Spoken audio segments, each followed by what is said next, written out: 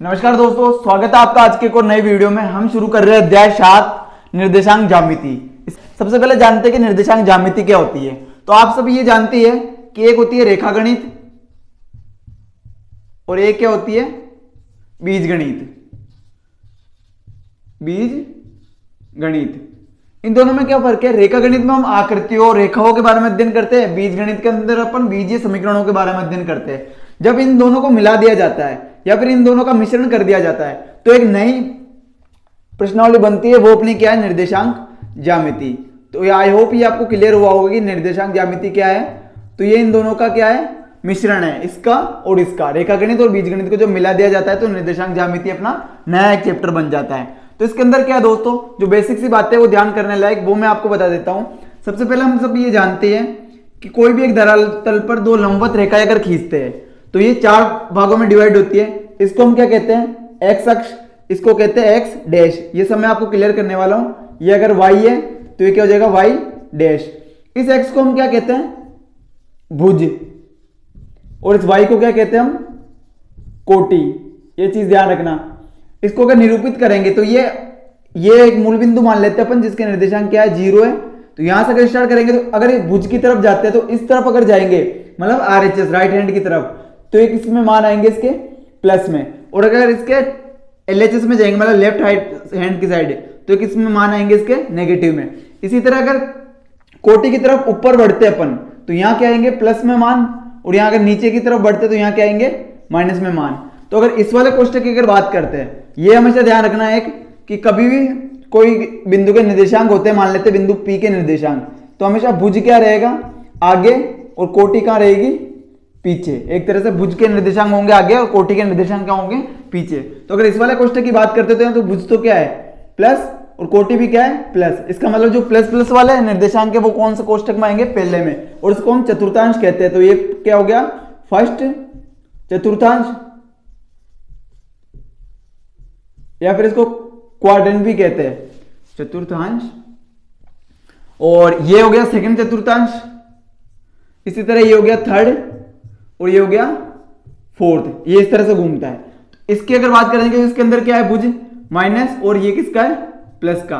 तो इसमें माइनस और प्लस वाले इस वाले क्वाड्रेंट में आएंगे। इसकी अगर बात करते हैं तो इसमें दोनों माइनस वाले आ जाएंगे। और इसकी अगर बात करते हैं तो इसमें एक्स तो किसका आएगा? प्लस का, और वाई किसका आएगा? माइनस का। तो आई होप आपको ये समझ में आया होगा। अब यहाँ बात ध्यान देने लायक बातें कौन कौन सी है वो हम सीख लेते हैं। तो इस वाले प्रश्नावली में जो काम आएंगे अपने, तो यहाँ एक ध्यान रखना कि मूल बिंदु अगर यहाँ की कोई बात करते हैं, इसका बिंदु मान लेते हैं अपन P मान लेते हैं, चलो इसको भी। तो मूल बिंदु अगर इसको P मानते हैं, ये वाले बिंदु को, तो ये मान के चलना कि मूल बिंदु के निर्देशांक क्या होंगे? हमेशा मूल बिंदु के निर्देशांक P बराबर क्या होंगे? 0 0। ये याद रखना कि यहाँ पे x भी क्या होगा? 0, और y भी क्या होगा? 0। तो मूल बिंदु के निर्देशांक क्या होंगे? 0। अगर x अक्ष पे किसी बिंदु की बात करते हैं तो यहां मान लेते हैं x अक्ष पर स्थित बिंदु के निर्देशांक। अगर कोई बिंदु x अक्ष पे स्थित है तो उसके निर्देशांक हमेशा ध्यान रखना कि उसके निर्देशांक क्या हो जाएंगे। जैसे x अक्ष पर कोई बिंदु है तो उसके निर्देशांक क्या हो जाएंगे? x पर तो वो स्थित है तो y बराबर क्या हो जाएगा? 0। तो यहाँ पे हो जाएगा x 0। मतलब कि अगर x पे स्थित है, मतलब इस वाले लाइन पे, तो यहाँ पे y कभी भी आने वाला नहीं है। आप कहीं कितने आगे चले जाओगे तो यहाँ पे x की वैल्यू तो होगी, लेकिन y बराबर क्या हो जाएगी? 0। तो ये ध्यान रखना कि x अक्ष पर स्थित बिंदु के निर्देशांक x 0 होते हैं, मतलब कि y बराबर क्या हो जाएगा?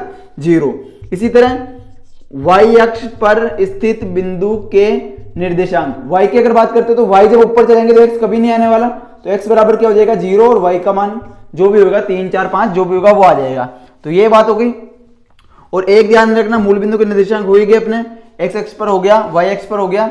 और एक चीज ध्यान रखना कि अगर दो बिंदुओं के बीच की दूरी पूछ ले कभी, कि कोई दो बिंदुओं के बीच की दूरी है, मान लेते कोई दो बिंदु है, इसको मैं थोड़ा, चलो इधर ही कर लेते इसको।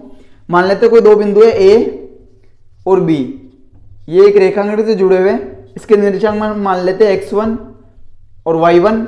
जैसे x और y होता है तो उसको x1 और y1 दे दिया। सेम इधर क्या हो जाएगा? x2 और y2। तो अगर कोई दो बिंदु है A B, तो इसके बीच की अगर दूरी पूछ ले तो इसकी बीच की दूरी का फॉर्मूला क्या होगा? बीच की दूरी, तो बीच की दूरी का फॉर्मूला होगा रूट, ये आपको सीधा सा याद रखना है, इसमें कोई चेंजेस नहीं होंगे। तो x2 माइनस x1 का whole square plus y2 minus y1 का होल स्क्वायर। ये आप ध्यान रखना कि जब कोई दो बिंदु है तो उनके बीच की दूरी क्या होती है, x2 माइनस x1 का whole square plus y2 minus y1 का होल स्क्वायर। और यदि कोई दो बिंदु के बीच की दूरी का अंत्यविभाजन, दूरी का अंत्यविभाजन, तो ये कैसे ज्ञात करेंगे हम? अंत्यविभाजन है तो क्या ज्ञात करेंगे, मान लेते हैं कोई दो बिंदु के बीच की दूरी का अंत्यविभाजन ज्ञात करना अपने को, तो ये दो बिंदु मान लेते हैं ए और बी, जिसके निर्देशांक हम मान लेते हैं x1 y1 और x2 y2, और बीच में कोई बिंदु मान लेते हैं P, जिसके निर्देशांक क्या हो गए x और y, और ये इसको क्या दो अनुपात में विभाजित कर रहा है, ये मान लेते हैं अपन m1 और ये m2, इनका मान कुछ भी हो सकता है। तो अगर x और y के मान ज्ञात करना है, क्योंकि ये तो आपको दे रखे होंगे, ये अगर ज्ञात करने हैं, और या फिर इनमें से कोई भी एक अज्ञात हो सकता है, उसको ज्ञात करना हो तो किस तरह से ज्ञात कर देंगे? अगर इस x का मान निकालना ना, तो ये जो होगा m1 x2 plus m2 x1 upon में m1 प्लस m2, ये ध्यान रखना। और अगर y का मान अगर ज्ञात करना है तो यहां पे y बराबर हो जाएगा ये वाला m1 y2 plus m2 y1 upon m1 plus m2। तो ये आप ध्यान रखना है कि जब अंत्यविभाजन पूछे दो बिंदुओं के बीच की दूरी का, तो ये वाला हो जाएगा x बराबर m1 x2 plus m2 x1 upon m1 plus m2, और y बराबर हो जाएगा m1 y2 plus m2 y1 upon m1 plus m2।